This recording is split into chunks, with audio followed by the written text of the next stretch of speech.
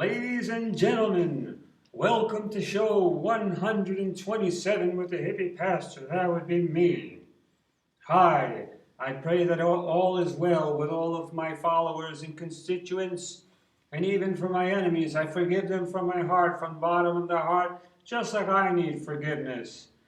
Now let us continue the show 127, starting with the quote of today. Let's see who can guess its marvelous author. The quote would say, "Prayer indeed is good, but while calling on the gods, a man should himself lend a hand." Who said it? No, not me.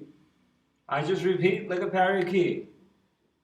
It was a great philosopher, Hippocrates.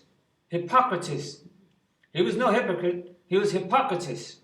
Hippocrates said that it's good to pray, but you got to do your part, man. You know, like we're doing here, bringing to you the true interpretation of the words of Christ like never before. We're rescuing Jesus Christ from religion. We're rescuing Jesus Christ from Christianity, which has held him hostage for centuries now.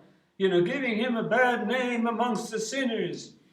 You know, making him into some kind of holy roller, self-righteous, condemning holy roller, which he is not. He was down with the homies. He was down with the proletariat. He was one of us. That's why they crucified him. He was against organized religion. He was for the freedom of love. That's my man, Jesus Christ.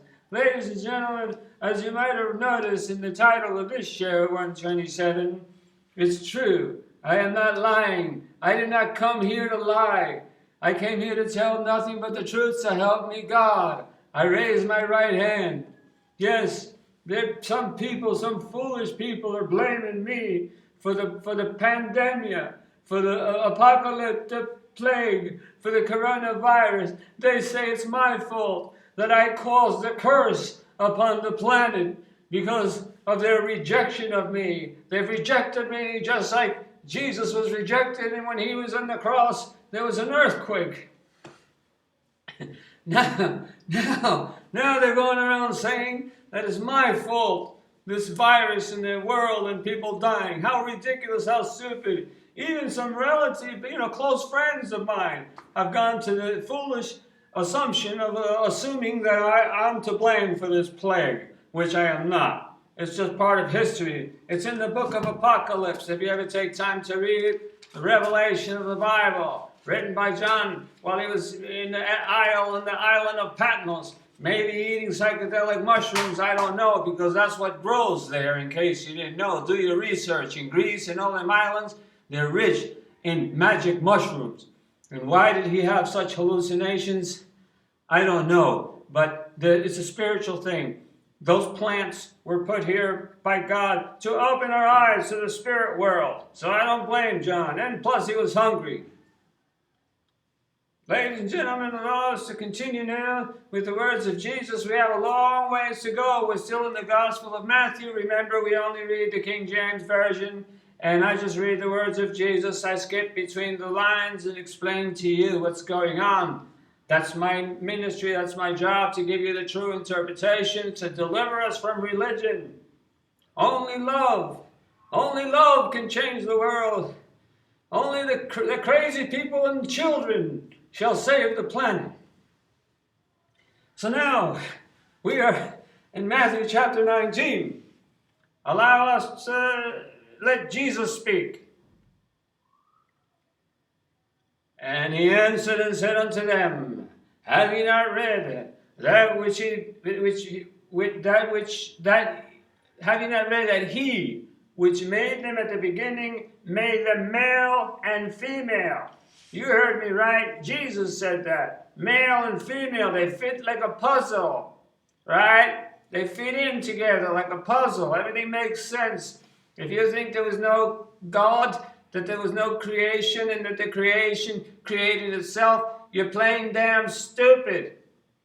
It's too perfect, it's too beautiful. It was a plan, it was a design, starting from the tiniest bacteria to the largest dinosaur. Everybody had to have sex to multiply and populate the planet. Okay, so let us continue. Jesus saying that God made them male and female. All right? And said, there continues Jesus, for this cause shall a man leave father and mother, and shall cleave to his wife, and they twain shall be one flesh. Excuse me here, I dropped something. And they twain shall be one flesh. Okay, cleave. Cleave means to stick together, to hold on to. So the man and the wife shall stick together like glue. They shall be one, no longer two. Right? And the twain shall be one flesh, united in love. Wherefore, continued Jesus, wherefore they are no more twain, but one flesh. What therefore God hath joined together, let not man put asunder.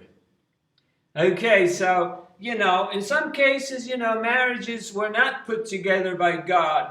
They were put together by stupid decisions, or I don't know, a physical attraction, but there wasn't, and then they don't last, and next year they love somebody else. Today I love you and tomorrow I hate you, So no, we're talking about marriages that God puts together not only for physical reasons and attraction, but also spiritual and mental and goal in beliefs and in goals. Your goals have to be united, or else you're going to have nothing but problems. And you have to accept one another as you are, not try to change the other person. Okay? No, if anybody's going to change, it's got to be their own idea. You can't go around trying to change people, because you're just going to create a problem. You have to accept people the way they are. Continues Jesus.